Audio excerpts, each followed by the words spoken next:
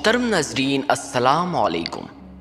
ناظرین، مسلمان رہنما صلاح الدین نے مصر میں ایوبیہ سلطنت کی بنیاد رکھی، مسلمان دنیا کو طاقت کے بل پر متحد کیا، دوسری صلیبی جنگ کے قابض فوج کو شکست دی اور تیسری صلیبی جنگ لڑی۔ صلاح الدین نے اپنی کامیابیوں کی وجہ سے ساری مسلمان دنیا میں شہرت پائی اور اپنی شجاعت کے باعث اہل مغرب کی نظر میں محترم ٹھہرا۔ اس کی فوج نے ارض مقدس پر قبضے کی کوشش میں مصروف یورپیوں کی زبردست مخالفت اور مدافعت کی اور اسے 12ویں صدی کا بااثر ترین مسلمان رہنما بنا دیا۔ محترم ناظرین، صلاح الدین یوسف ابن ایوب رحمۃ اللہ علیہ 1138 عیسوی میں بمقام تقرید پیدا ہوا۔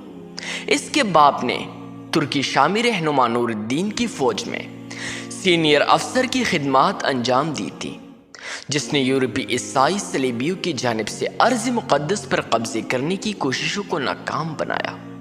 صلاح الدین نے دمشق میں دینیات پڑھنے کے بعد اپنے باپ کے نقش قدم پر چلتے ہوئے فوج میں شمولیت اختیار کی۔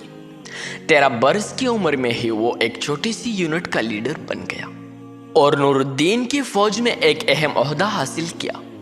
محترم ناظرین، 1164 عیسوی میں صلاح الدین بھی اس فوج میں شامل تھا جس نے عیسائیوں کو مصر سے نکالا اور 4 سال تک جنگ و جدل کے بعد سارے ملک پر قبضہ کر لیا۔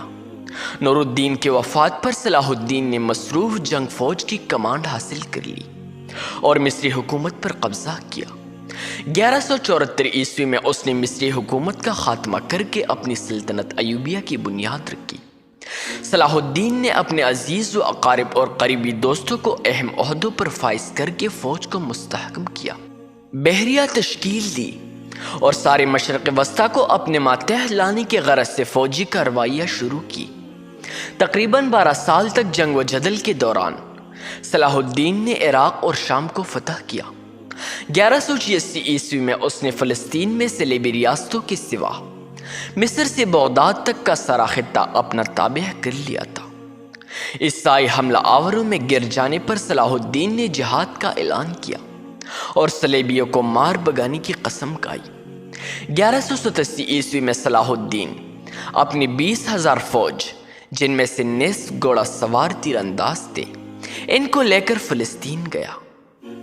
صلاح الدین نے عام طور پر یہی طریقہ اختیار کیا کہ دشمنوں کو ہراساں کر کے مقررہ اہداف پر حملہ کیا جائے۔ جب تیر انداز دشمن کے صفوں کو توڑ دیتے تو گھوڑا سوار، تلوار باز اور پیادہ سپاہی حلہ بولتے اور دشمن کو مکمل طور پر تباہ و برباد کر دیتے۔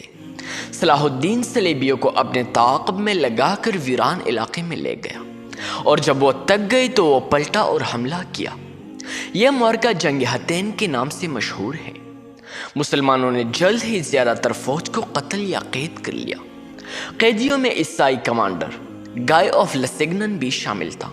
صلاح الدین نے جنگ حطین کے بعد بھی جارحیت جاری رکھی اور یک کے بعد دیگر متعدد شہروں اور قلعوں پر قبضہ کرتے ہوئے 2 اکتوبر 1187 کو یروشلم پہنچا اور 1099 عیسوی کے صلیبی قبضے کے بعد پہلی مرتبہ شہر کو مسلمانوں کے کنٹرول میں لایا۔ صلیبی فتح کے بعد ہونے والی خونریزی کے برعکس صلاح الدین نے رحم دلی کا مظاہرہ کیا، حتیٰ کہ گائے آف لسیگنن کو بھی اس وعدے پر رہا کر دیا کہ وہ پھر کبھی مسلمانوں کے خلاف ہتھیار نہ اٹھائے گا۔ محترم ناظرین، صلاح الدین نے اپنی تمام شہرت کے باوجود آخری یورپی کا مقابلہ نہیں کیا تھا، کیونکہ رچرڈ شیردل نے زیر قیادت تیسری صلیبی فوج ارض مقدس کو آزاد کرانے کے ارادے سے آئی۔ رچرڈ کی وسیع فوج نے میڈیٹرینٹین میں موجود بحریہ اور گائے آف لسیگنن کی فراہم کردہ معلومات کے ہمراہ 2 سال محاصرے کے بعد اہم آکرے شہر پر قبضہ کر لیا۔ گائے آف لسیگنن نے غیر عیسائی انداز میں وعدہ خلافی کر کے ایک اور فوج منظم کر لی تھی۔ محترم ناظرین، اس نقصان کو اٹھانے کے باوجود صلاح الدین نے اپنے افواج کو مجتمع کیا اور یروشلم کی طرف رچرڈ کی پیش قدمی روکی اور خوراک کے تمام ذخائر اور سامان رست کو تباہ و برباد کر دیا جو صلیبیوں کے کام آ سکتا تھا۔ آخر کار 2 ستمبر 1192 عیسوی کو دونوں کمانڈروں نے ملاقات کی اور 3 سالہ جنگ بندی کے معاہدے پر متفق ہوئے۔ اس معاہدے کے تحت شامی ساحلی پٹی صلیبیوں کے پاس ہی رہنا تھا۔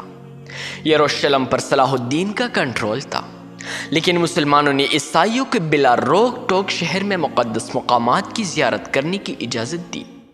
بربریت سے لبریز اس دور میں یہ معاہدہ حیرت انگیز حد تک ایماندارانہ اور رحم دلانہ تھا۔ تاہم صلاح الدین اور نہ ہی رچرڈ شیردل، جو واپس انگلینڈ آ گیا تھا، اس نے ارض مقدس پر بلا شرکت غیر کنٹرول حاصل کرنے کے مقصد کو ترک کیا۔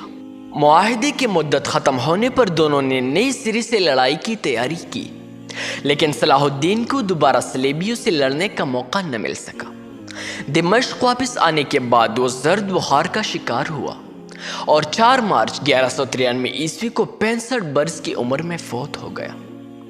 وہ شہر کی عظیم مسجد کے قریب ایک مقبرے میں دفن ہوا۔ صلاح الدین نے ایک سچے مسلمان کے طور پر زندگی گزاری، اپنے پیچھے زیادہ مال و متاع نہ چھوڑا۔ اس کے واحد میراث ایک سلطنت تھی جو اس کے بیٹوں اور پوتے نے قائم رکھی۔ صلاح الدین نے خود کو اپنے دور کا عظیم ترین مسلمان رہنما ثابت کیا۔ اس نے اپنے مفتوحہ علاقوں کا انتظام منصفانہ انداز میں چلایا اور رعایا کا محبوب نظر بنا۔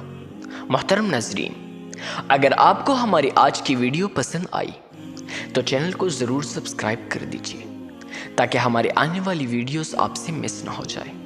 شکریہ۔